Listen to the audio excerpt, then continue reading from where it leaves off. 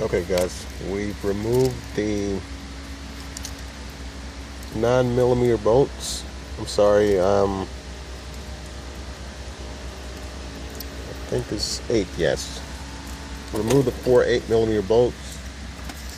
We also had to remove the glove box to get 2 7mm bolts out from the center console. Also over here, 2 7mm bolts. We have to remove the knee protector down to get those 4 bolts out. 2 bolts on each side, so a total of 4. We were able to, you have to remove the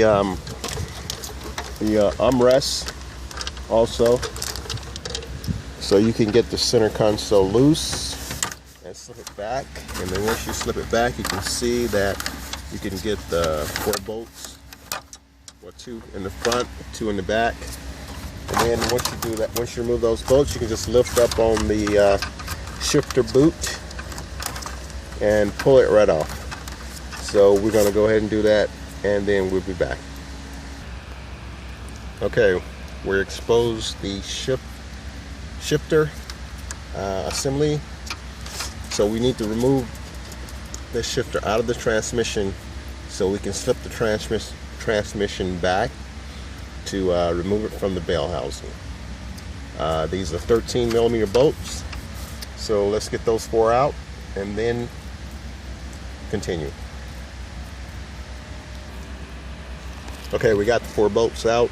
You want to also make sure you have this thing in neutral, so you can rotate the drive line to get the drive line bolts out. And also these tops to these shift assemblies, they're usually RTB'd on, so you may have to hit them with like a mallet or something to break them loose. Not hard, just enough to break them loose. So try not to damage it when you're taking it off. Okay, we got the shift assembly removed. Another thing, like I said, make sure it's in neutral, and it's a little cup. So you want to make sure this little cup right here, don't lose it. It should stay in the the linkage down there. So if you look down there, if you don't see that cup or it's falling out down inside of here, make sure you fish it out and put it back. And also make sure you have all your tools out of the car, because we're going to lift the car up and start removing the drive shaft and get ready to remove the transmission. So make sure you have any tools that you may need underneath the car. Take them out, because you don't want to have to be lifting the car up, down, up, down. So you want to get everything done up top, raise the car up, get everything done at the bottom, take the transmission out. Okay guys, we have the car up in the air. Just like I said before, make sure you can rotate these wheels on these things, because you will have to rotate it to get to the drive shaft bolt.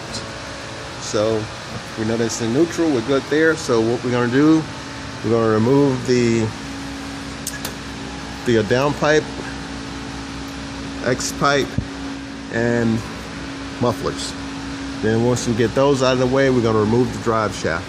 And what you want to do is, when you're removing this drive shaft, you want to take a pry bar, stick up in here and wedge it so you can break these 12mm loose. Make sure you use a 12mm on this, because anything else, it's going to be a nightmare. Trust me. So let's get started. Let's get that done, and then we'll be back. Okay guys, we got the exhaust out. We're about to take drive shaft out. Another thing I forgot to mention to you guys, make sure that you put a mark on this drive shaft so you can put it back the way it came out, because this thing is balanced. If you put it in wrong, you phase it wrong, you're gonna have vibration. So just put your little mark or something, witness mark, right across where it fastens to the flange on the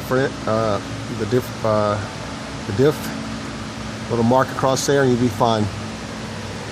Also, what I was telling you earlier, take your pry bar, You want to wedge up in here like this, so you can hold this thing and then get your wrench and get on the